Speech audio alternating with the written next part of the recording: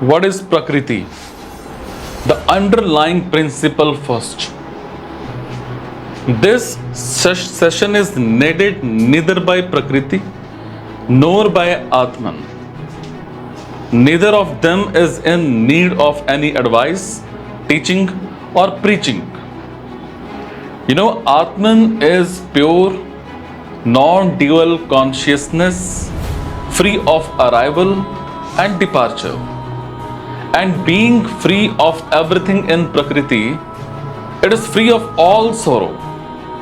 Therefore, the pure self, Atman, needs no healing. One thing, Prakriti is a self-sufficient system with no experience at all. Therefore, there is nobody there to experience any kind of sorrow. And hence, Prakriti too does not need any teacher or healing or guru, any sermon. Who is to be addressed then? Who is to be healed? It is the fantastic entity called the ego. The ego thinks of itself as something real, therefore it calls itself the truth, says, I am the self, I am real. The thing is, it is just real unto itself. Yes, the ego is real.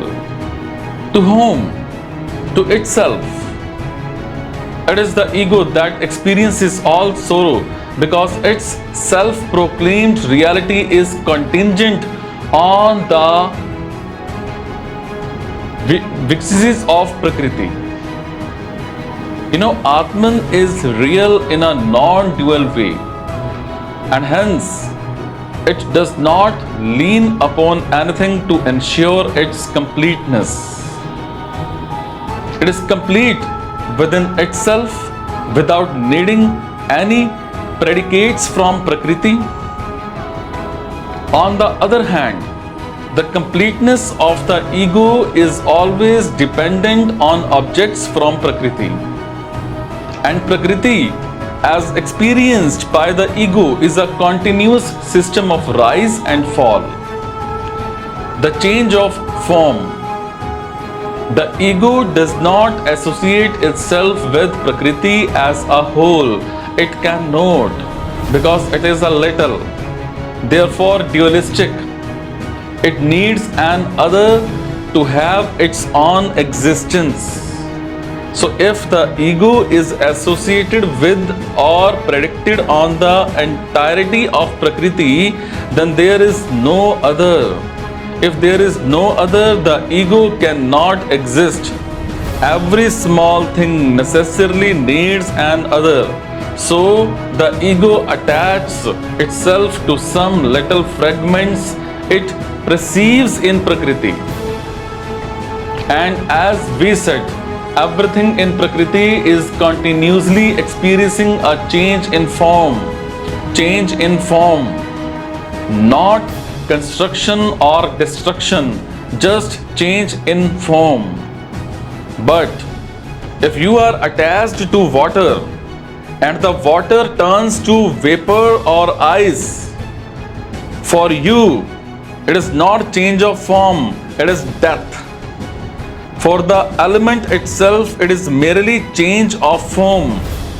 Nothing more than that has happened. But if you were attached to water specifically, for you it means death.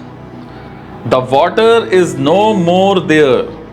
So you are no more there. You are gone. From this arises the mighty scare of mankind called death.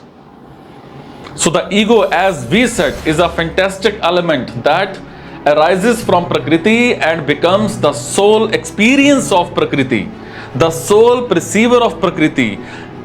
In that sense, you could very logically say that, sir, it does not arise from Prakriti, it arises along with Prakriti. Also, If the ego is the sole experience of Prakriti, then Prakriti cannot exist without ego. If the ego alone ratifies the existence of Prakriti, then ego does not really arise from Prakriti. It arises along with Prakriti. And if you say that, any answer will be yes, the ego arises along with Prakriti, and this co-origination is to be addressed by the name of Prakriti itself. For Prakriti is not just the insentient objects, but also the little consciousness that we call as ego. Both these together are called as Prakriti.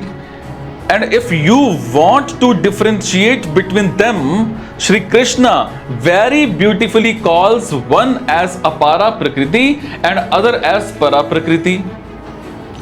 The world of inanimate objects as seen by the ego is called Apara Prakriti, and the ego itself, the seer of all these inanimate objects, the Jada Jagat, is called Para Prakriti, and together these two constitute Prakriti. So yes, you are right if you say that the ego does not arise from Prakriti, it arises along with Prakriti. You are right. You are right if you are taking Prakriti as Apara Prakriti. But when you consider the totality of the term, then it is right to say that the ego arises from Prakriti. Are you getting it?